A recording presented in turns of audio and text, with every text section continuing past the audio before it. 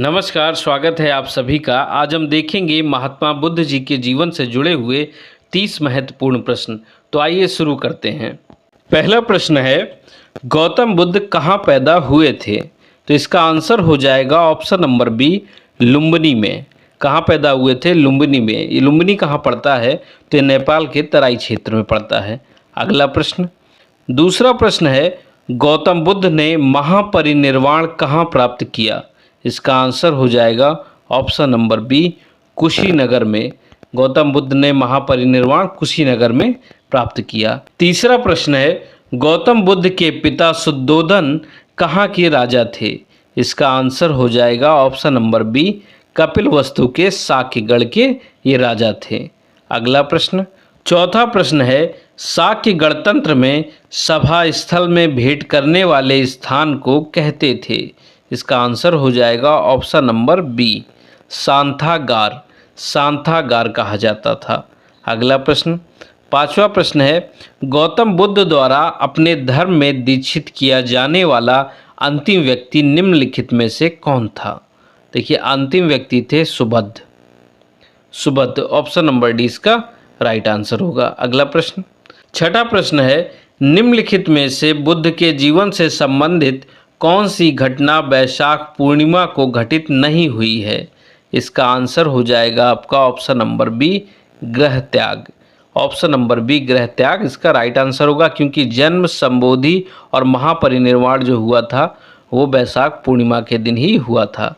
अगला प्रश्न, सातवां प्रश्न है, बुद्ध ने परिनिर्वाण की तिथि 483 ईसा पूर्व किस आधार पर निर्धारित की गई है? इसका आंसर हो जाएगा कैंटन रिकॉर्ड, यानी ऑप्शन नंबर ए इसका राइट आंसर होगा। कैंटन रिकॉर्ड के आधार पर यह निर्धारित की गई है। अगला प्रश्न, आठवां प्रश्न है, बुद्ध को ज्ञान कहाँ प्राप्त हुआ था? आंसर हो जाएगा ऑप्शन नंबर डी, गया। गया या फिर बोध गया। कहाँ पर? बोध गया में इन्हें ज्ञान प्राप्त हुआ था। नौवां प्रश्न है, धम्मचक्र प्रवर्तन किस धर्म से संबंधित है? इसका आंसर होगा ऑप्शन नंबर ए, बौद्ध धर्म से संबंधित है। अगला प्रश्न, दसवां प्रश्न है, भगवान बुद्ध ने अपना प्रथम धर्मोपदेश कहाँ दिया था? इसका आंसर हो जाएगा ऑप्शन नंबर ए, ऋषिपत्तन में। कहाँ पर? ऋषिपत्तन में, जिसे वर्तमान में किस नाम से जानते हैं? सारनाथ। किस नाम से? सारनाथ नाम से जाना जाता है। 11वां प्रश्न है, गौतम बुद्ध ने सर्वाधिक वर्षावास कहाँ व्यतीत किया? इसका आंसर हो जाएगा ऑप्शन नंबर डी, श्रावस्ती में। कहाँ व्यतीत किया? श्रावस्ती में। और श्रावस्ती किसकी? कौशलगढ़ राज्य की राजधानी थी। किसकी? कौशलगढ़ राज्य की राजधानी थी। अगला प्रश्न, 12वां प्रश्न है, निम्नलिखित में से किसे शाक्य मुनि के नाम से भी जाना जाता है? इसका आंसर होगा option number C, Gautam Buddha ji को शाक्य मुनि के नाम से जाना जाता है। 13वां प्रश्न है, बौद्ध धर्म को स्वीकार करने वाली प्रथम महिला कौन थी? इसका आंसर होगा प्रजापति गौतमी, यानी ऑप्शन नंबर डी इसका राइट आंसर होगा। ये इनकी मौसी थी, प्रजापति गौतमी। 14वां प्रश्न है, निम्नलिखित में से किस स्थान की यात्रा बुद्ध ने नहीं की थी? इसका आंसर हो जाएगा ऑप्शन नंबर डी, उज्जैनी, क्योंकि ये वैशाली भी गए थे, कपिलवस्तु भी गए थे और कौशाम्बी भी गए थे, सिर्फ उज्जैनी ये नहीं गए थे। 15वां प्रश्न है, श्रावस्ती अधोलिखित किस नदी के किनारे स्थित है? इसका आंसर हो जाएगा ऑप्शन नंबर सी, अचीरावती। अचीरावती नदी किनारे स्थित है। अगला प्रश्न, 16वां प्रश्न है, निम्न में से थेरवाद या स्थविरवाद किसे कहते हैं? इसका आंसर हो जाएगा ऑप्शन नंबर बी, हीनयान को ये कहा जाता है। ऑप्शन नंबर बी इसका राइट आंसर होगा, हीनयान। देखिए, जब दूसरी बौद्ध संगीति हुई तो बौद्ध धर्म दो भागों में टूट गया, यानी दो संप्रदाय बने, एक बना हीनयान और दूसरा बना महायान। अगला प्रश्न, 17वां प्रश्न है, हेमवत संप्रदाय एक शाखा थी। इसका आंसर हो जाएगा ऑप्शन नंबर बी, महासंघिक की।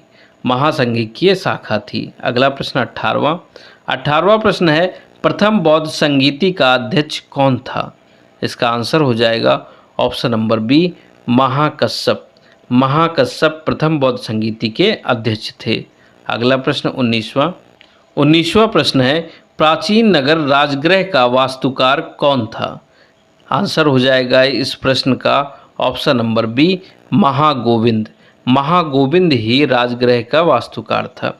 अगला प्रश्न 20वां प्रश्न है, निम्नलिखित में से किस शासक के काल में तृतीय बौद्ध संगीति का आयोजन किया गया था? इसका आंसर क्या होगा? इसका आंसर होगा अशोक। ऑप्शन नंबर 20 का राइट आंसर होगा। और ये कहाँ पर हुई थी? तो इसे पाटलिपुत्र में किया गया था। कहाँ पर? पाटलिपुत्र में इसका आयोजन किया गया था। 21वां प्रश्न है, बौद्ध धर्म से संबंधित चतुर्थ बौद्ध संगीति के अध्यक्ष थे। इसका आंसर हो जाएगा option number A, Vasumitra. Vasumitra ही चतुर्थ बौद्ध संगीति के अध्यक्ष थे। अगला प्रश्न 22वां प्रश्न है, चौथी बौद्ध संगीति का आयोजन किस शासक के शासनकाल में हुआ था? इसका आंसर हो जाएगा ऑप्शन नंबर सी, कनिष्क के समय हुआ था। और कि कहाँ पर कराया गया था? तो ये कश्मीर में करवाया गया था। और कश्मीर में अगर पूछा जाए कहाँ, तो ये कुंडल वन में करवाया गया था। कहाँ? कुंडल वन में। अगला प्रश्न 23वां प्रश्न है, भगवान बुद्ध के द्वारा बताए गए मध्यम मार्ग का क्या अभिप्राय है? इसका आंसर हो जाएगा ऑप्शन नंबर डी, ना अधिक काम भोग और ना अधिक काया कलेश। यानी ऑप्शन नंबर डी इसका राइट आंसर होगा। 24वां प्रश्न है, सूत्र पिटक के कितने निकाय हैं? इसका आंसर होगा ऑप्शन नंबर बी, 5। सूत्र पिटक के 5 निकाय हैं। अगला प्रश्न 25वां प्रश्न है, निम्नलिखित में से किस अभिलेख में गौतम बुद्ध के शरीर अवशेषों पर स्तूप निर्माण का प्रमाण मिलता है? इसका आंसर हो जाएगा ऑप्शन नंबर बी, पिपरवां अभिलेख। पिपरवां अभिलेख ही इसका राइट आंसर होगा।